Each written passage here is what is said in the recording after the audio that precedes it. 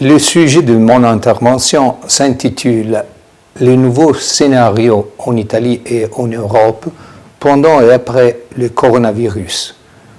Je n'aborderai pas la question d'un point de vue médical ou scientifique. Je n'ai pas la compétence. Mais je traiterai cette question sous trois autres angles. Celui du spécialiste des sciences politiques et sociales, celui de l'historien et celui du philosophe de l'histoire. Avant tout, le spécialiste des sciences politiques et sociales.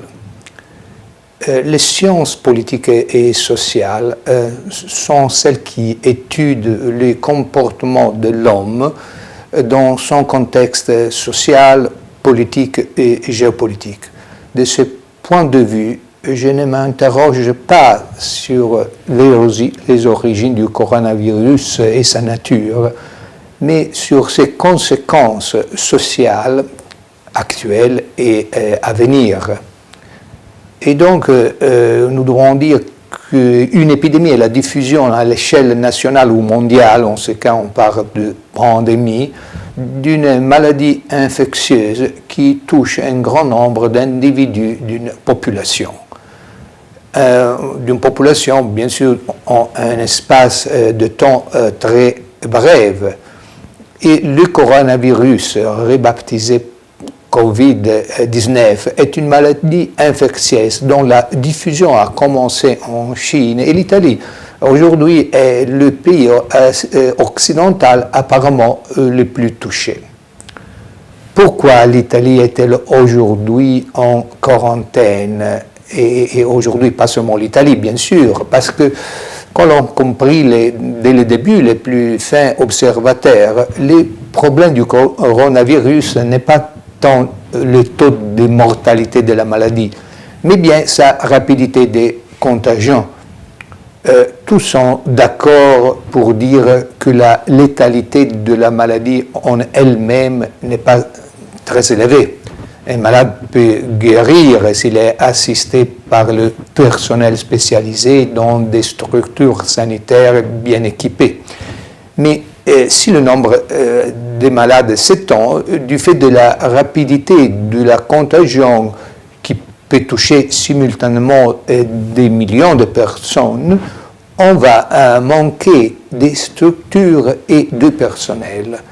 Les malades meurent faute de recevoir les soins nécessaires et en effet, les cas graves ont besoin du support de soins intensifs pour ventiler les poumons. Sans ce support, les patients meurent. Si le nombre de contagions augmente, les hôpitaux ne seront plus en mesure de garantir à tous les soins intensifs et le nombre de morts fatalement augmentera. Les projections épidémiologiques sont inéluctables et justifient les précautions prises. Si on ne le contrôle pas, le coronavirus pourrait toucher toute la population italienne ou européenne, même en supposant qu'il n'y ait en définitive que 30 personnes infectées, soit environ 20 millions en Italie. Si on compte à la baisse que 10% de ces cas se compliquent et ont besoin de soins intensifs, ces cas sont destinés à décéder.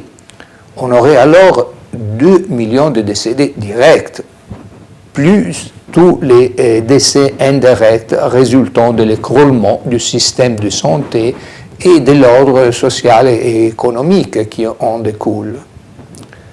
L'écroulement du système de santé aura à son tour d'autres conséquences, dont la première est la faillite du système productif du pays.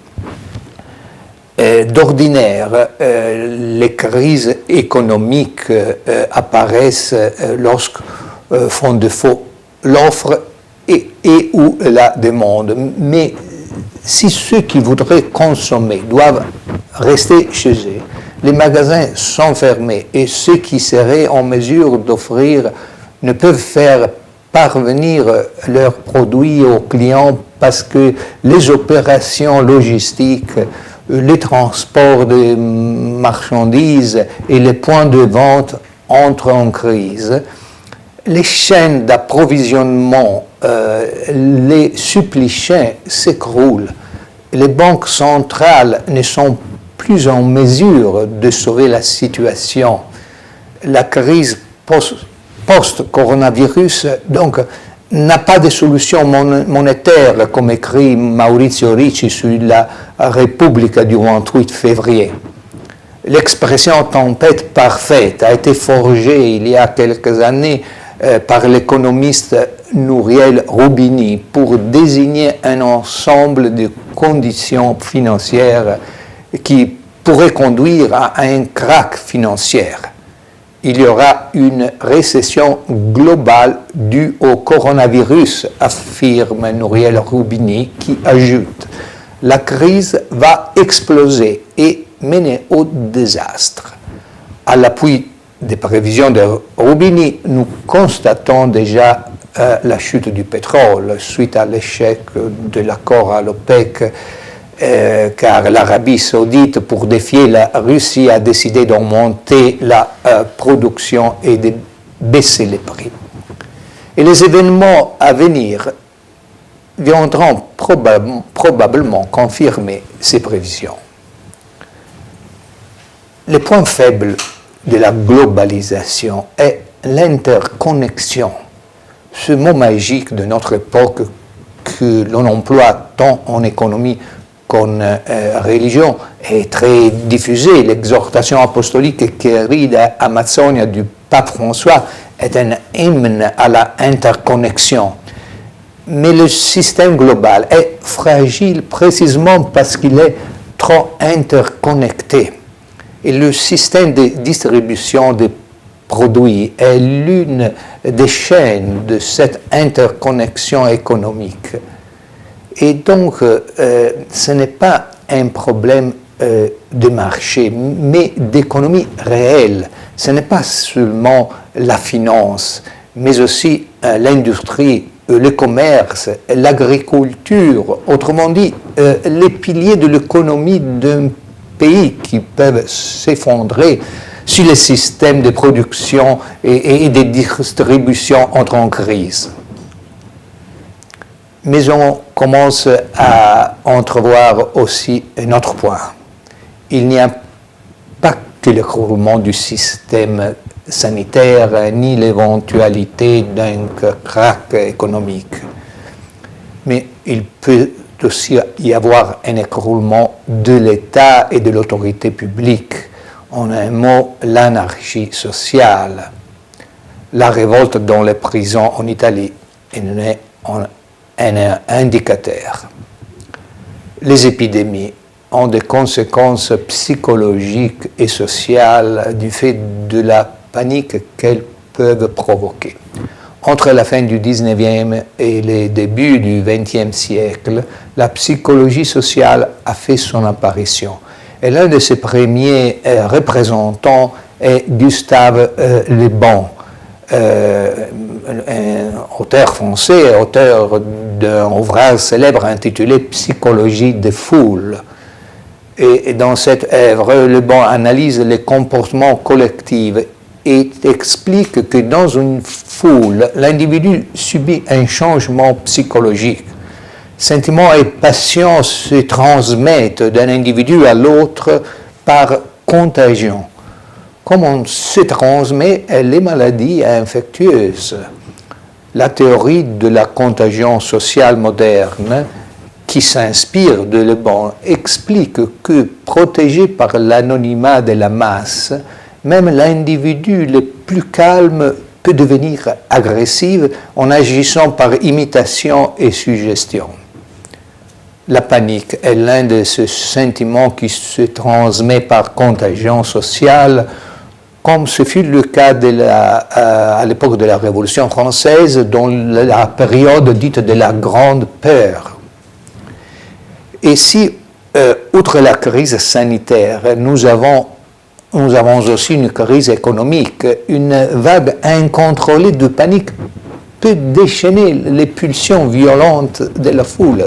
L'État est supplanté par les tribus, les bandes, surtout dans les périphéries des grands centres urbains. Pensons à la ville de Paris. L'anarchie a ses agents et la guerre sociale théorisée par le Forum de São Paulo, qui est une conférence des organisations d'extrême gauche d'Amérique latine, est déjà à l'œuvre, nous le voyons, de la Bolivie au Chili, du Venezuela à l'Équateur. Et elle peut rapidement s'étendre aussi à l'Europe. Ce processus révolutionnaire répond certainement au projet des lobbies globalistes. Mais si c'est là une vérité, il faut dire aussi que cette crise signe précisément la défaite de l'utopie de la globalisation présentée comme la voie principale qui doit mener à l'unification du genre humain. En effet, la globalisation détruit l'espace et abat les distances. Aujourd'hui, pour échapper à l'épidémie, la règle est la distance sociale, l'isolement de l'individu. La quarantaine s'oppose diamétralement à la société ouverte appelée de ses voeux par George Soros. La conception de l'homme comme relation caractéristique d'un certain personnalisme philosophique disparaît. Le pape François, après l'échec de Querida Amazonia, comptait beaucoup sur le congrès dédié au Global Compact prévu au Vatican le 14 mai. Il se trouve que ce congrès a été décalé et non seulement il s'éloigne dans le temps, mais ses hypothèses idéologiques se dissolvent. Le coronavirus nous ramène à la réalité. Ce n'est pas la fin des frontières telle qu'elle avait été annoncée après la chute du mur de Berlin, c'est plutôt la fin d'un monde sans frontières. Ce n'est pas le triomphe du nouvel ordre mondial, c'est le triomphe du nouveau désordre mondial. Le scénario politique et social est celui d'une société qui se désagrège et se décompose. Tout cela a-t-il été planifié? C'est possible, mais l'histoire n'est pas une suite déterministe d'événements. Le maître de l'histoire est Dieu et non les maîtres du chaos. C'est la fin du village global. Le killer de la globalisation est un virus global, le coronavirus. Maintenant, je vais aborder la question du point de vue de l'historienne. Dès l'analyse de l'observateur politique, je vais passer à l'historien qui cherche à voir les choses dans une perspective à long terme. Et on doit dire que les épidémies ont accompagné l'histoire de l'humanité depuis toujours, jusqu'au XXe siècle de ce point de vue. Avec elles, il y a toujours des autres fléaux, les guerres et les crises économiques. La dernière grande épidémie, la grippe espagnole des années 20, fut étroitement liée à la Première Guerre mondiale et la grande récession de 1929, connue aussi comme The Great Crash, la crise économique et financière qui impacta l'économie mondiale à la fin des années 20, avec de graves répercussions également sur la décennie qui suivit. Puis ce fut la Seconde Guerre mondiale.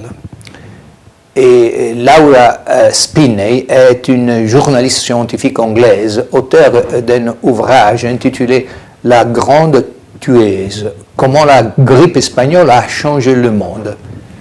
Et cette journaliste a écrit que de 1918 à 1920, le virus de la grippe espagnole a contaminé environ 500 millions de personnes, dont certains habitants d'îles éloignées de l'océan Pacifique et de la mer glaciale arctique, provoquant le décès de 100 millions d'individus, 10 fois plus que la Première Guerre mondiale. La Première Guerre mondiale contribua à répandre les virus dans le monde entier. Mais dans le monde interconnecté de la globalisation d'aujourd'hui, la facilité de contagion est certainement plus grande qu'elle ne l'était il y a 100 ans. Qui pourrait le nier? Mais les regards de l'historien nous fait remonter plus loin dans le temps. Le XXe siècle fut le siècle le plus terrible de l'histoire, mais il y eut un autre siècle terrible, celui que l'historienne Barbara Tuchman, dans son ouvrage A Distant Mirror, définit comme The Calamitous 14th Century. Je voudrais m'arrêter sur cette période de l'histoire qui marque la fin du Moyen Âge et le début de l'ère moderne. Je le fais en me basant sur les œuvres d'historiens non catholiques, mais sérieux et objectifs dans leurs recherches. Vous savez que les rogations sont les processions instaurées par l'Église pour implorer l'aide du ciel contre les calamités. Dans les rogations, on prie « A fame, peste et bello, libera nos Domine » de la faim, de la peste, de la guerre, délivrez-nous, Seigneur.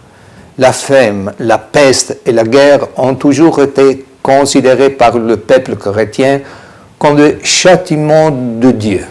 L'invocation liturgique de la cérémonie de rogation, écrit l'historien Roberto Lopez, reprit au XIVe siècle toute son actualité dramatique. Entre les Xe et les XIIe siècles, observe cet historien Lopez, aucun des grands fléaux qui déciment l'humanité ne semble avoir fait massivement rage, ni la peste, dont on n'entend pas parler en cette période, au Moyen-Âge, ni la famine, ni la guerre, qui fit un nombre très restreint de victimes. De plus, les horizons de l'agriculture furent alors élargis par un adoucissement progressif du climat. Nous en avons la preuve dans le recul des glaciers en montagne et des icebergs dans les mers du Nord, dans l'extension de la viticulture dans des régions comme l'Angleterre, où elle n'est plus possible aujourd'hui, et dans l'abondance d'eau dans les territoires du Sahara reconquis ensuite par le désert. Le contexte fut bien différent au XIVe siècle, un siècle qui vit converger des catastrophes naturelles et graves, tant sur le plan religieux que sur le plan politique. Le XIVe siècle fut un siècle de profonde crise religieuse. Il s'ouvrit avec la gifle d'Anagni, l'une des plus grandes humiliations de la papauté dans l'histoire, puis il vit le déplacement des papes pendant 70 ans dans la ville d'Avignon, en France, et ce siècle se termina par les 40 ans du schisme d'Occident, une période où l'Europe catholique était divisée entre 2 puis 3 papes opposés. Et si le IIIe siècle fut une période de paix en Europe, le XIVe siècle fut une époque de guerre permanente. Il suffit de penser à la guerre des 100 ans entre la France et l'Angleterre, et aussi à l'irruption des Turcs dans l'Empire byzantin par la prise d'Adrianople. Et nous avons beaucoup d'autres exemples. L'Europe connut en ce siècle aussi une crise économique due au changement climatique, provoqué ces changements non par l'homme, mais par les périodes glaciaires. Le climat du Moyen-Âge avait été doux et temporé, tout comme un semeur. Mais au contraire, au XIVe siècle, les conditions climatiques se firent brusquement plus rudes. Les pluies et les inondations du printemps dans l'année 1315 eurent pour conséquence une famine générale qui s'empara de l'Europe entière, et en particulier des régions du Nord, causant la mort de millions de personnes. La faim se répandit partout. Les vieux refusaient volontairement la nourriture dans l'espoir de permettre aux jeunes de survivre. Et les chroniqueurs de l'époque rapportèrent de nombreux cas de cannibalisme. L'une des principales conséquences de la famine fut la déstructuration agricole. Il y eut en ce temps-là de grands mouvements de dépeuplement agricole, caractérisés par la fuite des terres et l'abandon des villages. La forêt envahit les champs et les vignes, et à la suite de l'abandon des campagnes, il y a eu une forte réduction de la productivité des sols et un appauvrissement du bétail. Si les mauvais temps provoquent la famine, cette dernière affaiblit les populations et ouvre la voie aux maladies. Les historiens Ruggero Romano et Alberto Tenenti rapportent qu'au IIIe siècle, le cycle récure, et donc famine, épidémie s'intensifia. La peste venait de l'Orient et se déclara à l'automne 1347 à Constantinople. Dans les 3 années qui suivirent, la peste se propagea dans toute l'Europe jusqu'à la Scandinavie et à la Pologne. C'est la peste noire dont on parle Boccaccio dans le Décaméron. L'Italie perdit environ la moitié de sa population.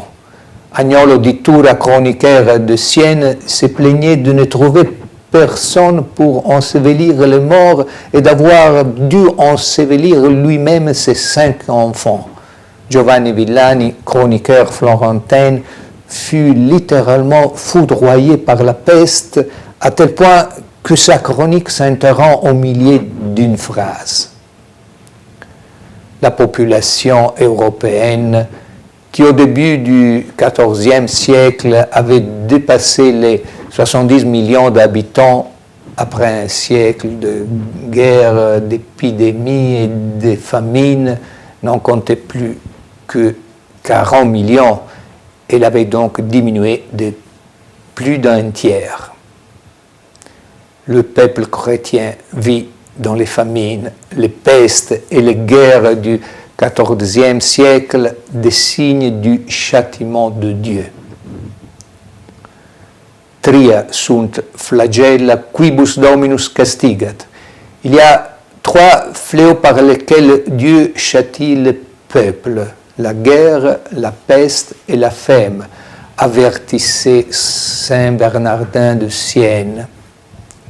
Saint Bernardin fait partie de ces saints qui, comme Sainte Catherine de Sienne, Brigitte de Suède, Vincent Ferrier, Louis-Marie Grignon de Montfort, expliquèrent que dans l'histoire, les catastrophes naturelles ont toujours été de pair avec les infidélités et l'apostasie des nations.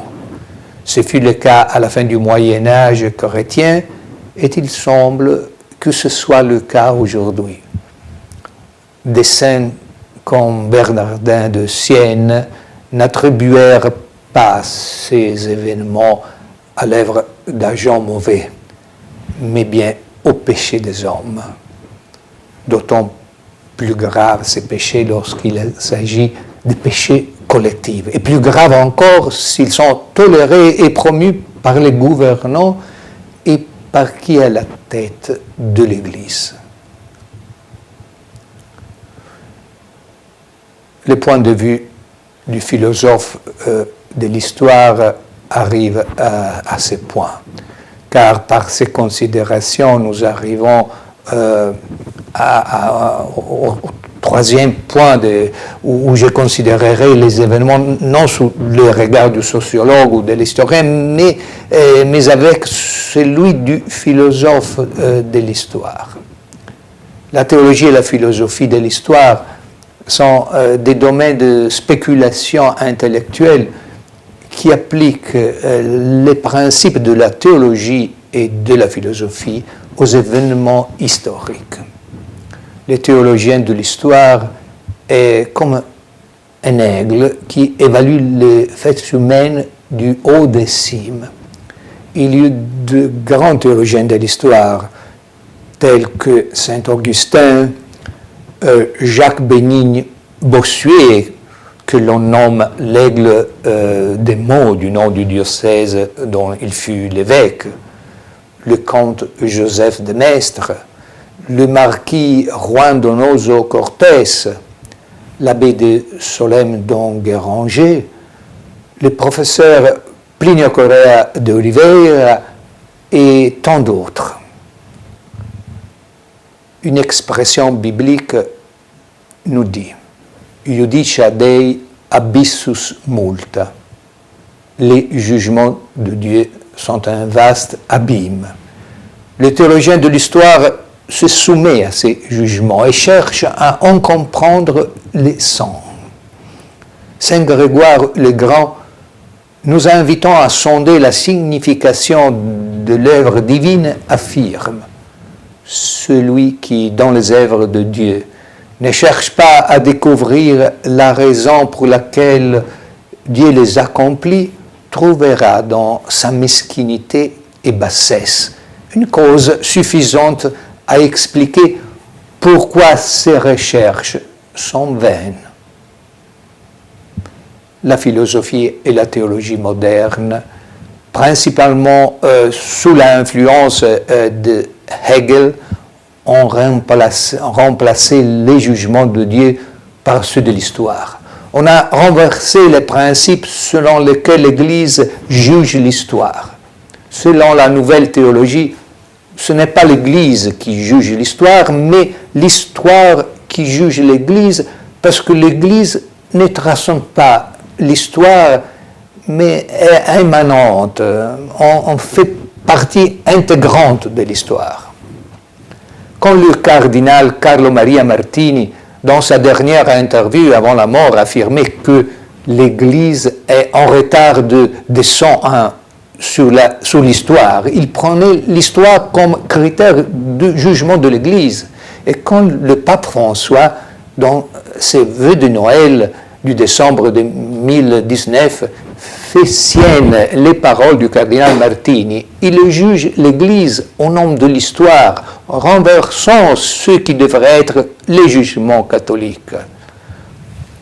L'histoire, en réalité, est une créature de Dieu, comme la nature, comme tout ce qui existe, parce que rien de ce qui existe n'échappe à Dieu.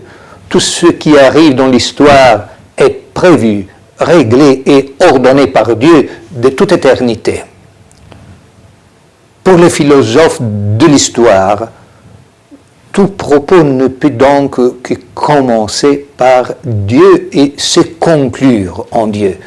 Dieu non seulement existe, mais s'occupe de ces créatures et récompense ou châtie les créatures rationnelles selon les mérites et les fautes de chacun. Le catéchisme de Saint-Pédise enseigne « Dieu récompense les bons et châtie le méchant parce que sa justice est infinie. » La justice, expliquent les théologiens, est l'une des perfections infinies de Dieu. L'infinie miséricorde de Dieu présuppose sa justice infinie. Parmi les catholiques, l'idée de justice, comme celle du jugement divin, est souvent supprimée. Et pourtant, la doctrine de l'Église enseigne l'existence d'un jugement particulier qui suit la mort de chacun avec la rétribution immédiate des âmes et puis d'un jugement universel où seront jugés les anges et les hommes pour leurs pensées par la théologie de l'histoire affirme que Dieu récompense et punit non seulement les hommes, mais les collectivités et les groupes sociaux, familles, nations, civilisations. Mais tandis que les hommes reçoivent leur récompense ou châtiment parfois sur cette terre, mais toujours dans l'éternité, les nations qui n'ont pas de vie éternelle ne peuvent recevoir punition et récompense que sur cette terre. Dieu est juste et rémunérateur et donne à chacun ce qui lui revient. Non seulement il châtie les personnes individuelles, mais éprouve aussi les familles, les cités, les nations pour les péchés qui y sont commis. Tremblements de terre, famine, épidémies, guerres, révolutions ont toujours été considérés comme des châtiments divins, comme l'écrit le père Pedro de Ribadeneyra, un jésuite espagnol, guerre, pestilence, sécheresse, famine, incendie et toute autre calamité sont les châtiments pour les péchés des populations. Et en Italie, le 5 mars, l'évêque d'un important diocèse, dont je ne citerai pas le nom, a déclaré, je cite, « Une chose est certaine, ce virus n'a pas été envoyé par Dieu pour punir l'humanité pécheresse. Il est le fait de la nature sous ses traits de marâtre.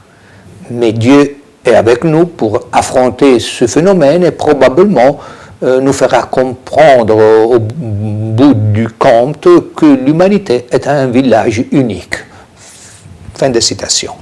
Bien, cet évêque italien ne renonce ni au mythe du village unique, ni à la religion de la nature, à la religion de la Pachamama ou de Greta Thunberg, même si pour lui la grande mère peut devenir un marâtre. Mais l'évêque repousse surtout avec force l'idée que l'épidémie du coronavirus ou quelque autre catastrophe collective puisse être un châtiment pour l'humanité. Le virus, comme le croit cet évêque, est le seul fait de la nature. Mais qui donc a créé, règle et dirige la nature? Dieu est l'auteur de la nature avec ses forces et ses lois. Et c'est lui qui a la puissance de disposer le mécanisme de ses forces et lois pour produire un phénomène selon l'exigence de sa justice et de sa miséricorde. Dieu, qui est cause première de tout ce qui existe, se sert toujours des causes secondes pour réaliser ses plans. Ceux qui ont un esprit surnaturel ne s'arrêtent pas à la surface des choses, mais cherchent à comprendre les desseins de Dieu cachés sous la force ou en apparence aveugle de la nature.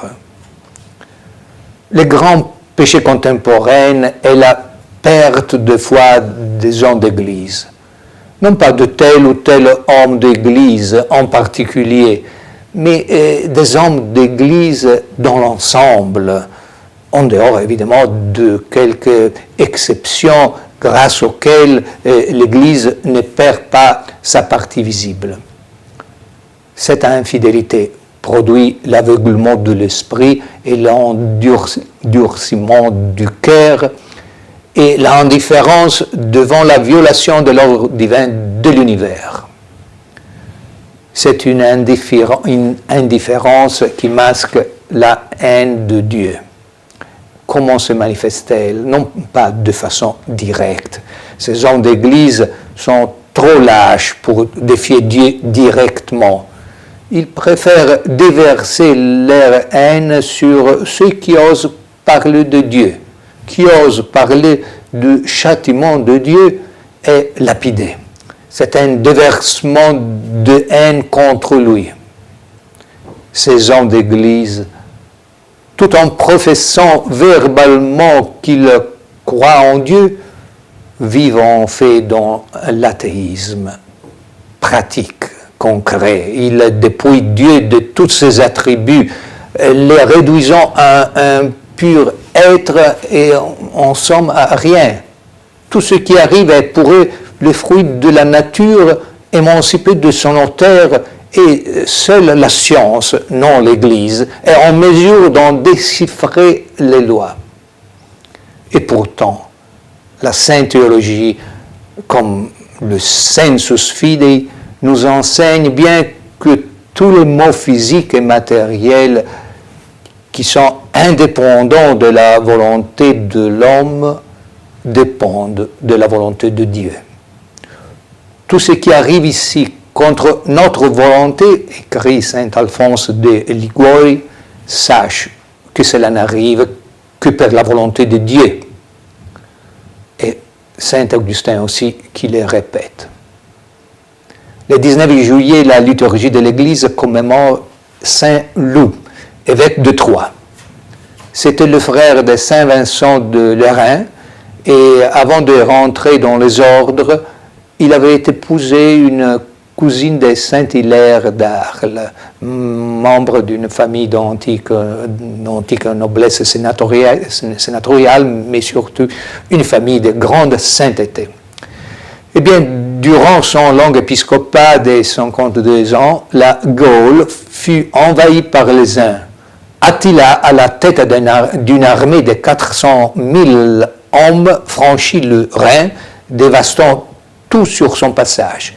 Quand il arriva devant la ville de Troyes, l'évêque Loup, ayant revêtu ses habits pontificaux et suivi de son clergé en procession, vint à sa rencontre et lui demanda « Qui es-tu pour menacer cette ville ?» Et Attila lui répondit « Tu ne sais pas qui je suis Attila, roi des Huns, dit le fléau de Dieu. » Et alors, sois les bienvenus, fléau de Dieu, parce que nous méritons le fléau divin à cause de nos péchés, mais si possible, ne déverse tes coups que sur ma personne et non sur toute la cité, fut la réponse de Saint Loup. Les uns entrèrent dans la ville de Troyes, mais par la volonté divine, ils furent aveuglés et la traversèrent sans apercevoir et sans faire de mal à personne. Aujourd'hui, les évêques non seulement ne parlent pas des fléaux divins, mais n'invitent pas même les fidèles à prier pour que Dieu les libère de l'épidémie. Il a en cela une cohérence. Qui prie en effet, demande à Dieu d'intervenir dans sa vie et dans les choses du monde pour être protégé du mal et obtenir les biens spirituels et matériels. Mais pourquoi donc Dieu devrait-il écouter nos prières s'il se désintéresse de l'univers qu'il a créé? Si en revanche Dieu peut, par des miracles, changer les lois de la nature en évitant les souffrances et la mort d'un homme, ou évitant l'hécatombe d'une cité, il peut aussi décider de punir une cité ou un peuple, parce que le péché collectif appelle des châtiments collectifs. Pour le péché, dit saint Charles Borromée, Dieu permit que l'incendie de la peste se répandît dans toute la ville de Milan. Et à la veille de la deuxième session du Concile Vatican, le 6 janvier 1870, Saint Jean Bosco eut une vision où il lui fut révélé que la guerre, la peste, la faim sont les fléaux pour lesquels seront ébranlés l'orgueil et la malice des hommes. Et ainsi s'exprima le Seigneur. Vous prêtres, pourquoi ne courez-vous pas pleurer entre le vestibule et l'autel, demandant l'arrêt des fléaux? Pourquoi ne prenez-vous pas les boucliers de la foi et ne passez-vous pas sur les toits, dans les maisons, dans les rues, sur les places, partout, même inaccessibles, pour porter la sémence de ma parole? Ignorez-vous que c'est la terrible épée à deux tranchants qui abat mes ennemis et qui brise la colère de Dieu et des hommes. Aujourd'hui, les prêtres se taisent, les évêques se taisent, les papes se taisent. La Semaine sainte et Pâques approchent, et bien pour la première fois, sans doute depuis des siècles, des églises sont fermées en Italie, les messes sont suspendues et même la basilique Saint-Pierre est fermée. Les cérémonies religieuses de Pâques, Urbi et Torbi, ne rassembleront pas les pèlerins du monde entier. Mais Dieu punit aussi par spoliation, affirme Saint Bernardin de Sienne. Et il semble aujourd'hui qu'il nous ait presque enlevé les églises, enlevé la mère de toute l'Église, l'a enlevé au pasteur suprême, tandis que le peuple catholique erre désorienté dans l'obscurité, privé de cette lumière de la vérité qui, de la basilique Saint-Pierre, devrait illuminer le monde. Comment ne pas voir dans ces effets du coronavirus une conséquence symbolique de l'autodémolition de l'Église? Iudicia Dei abyssus multa. Nous devons avoir la certitude que les événements actuels n'annoncent pas les succès des fils des ténèbres, mais bien leur défaite. Parce que, comme l'explique le père Carlo Ambrogio Cattaneo de la Compagnie de Jésus, le nombre des péchés d'un homme ou d'un peuple est compté. Venit dies iniquitate prefinita, dit le prophète Ézéchiel. Dieu est miséricordieux, mais il y a un ultime péché que Dieu ne tolère pas et qui provoque son châtiment.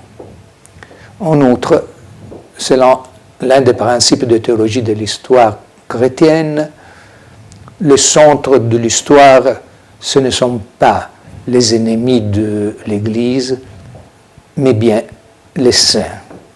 Omnia sustineo propter electos, dit saint Paul. C'est autour des élus que tourne l'histoire. Et l'histoire dépend des desseins impénétrables de la divine providence. Dans l'histoire sont à l'action des hommes, des groupes, des sociétés organisées, publiques ou secrètes, qui s'opposent à la loi de Dieu, qui s'efforcent de détruire tout ce qui est ordonné à Dieu. Ils peuvent obtenir des succès apparents, mais ils seront toujours vaincus. Le scénario que nous avons devant nous est apocalyptique. Mais Pie XII nous rappelle que dans l'Apocalypse, Saint Jean ne considéra pas seulement les ruines causées par le péché, guerre, faim et mort. Il vit aussi en premier lieu la victoire du Christ. En effet, le chemin de l'Église à travers les siècles, dit Pie XII, est bien un chemin de croix, mais il est aussi en tout temps une marche de triomphe. Jesus Christus heri et hodie, ipse et in secula.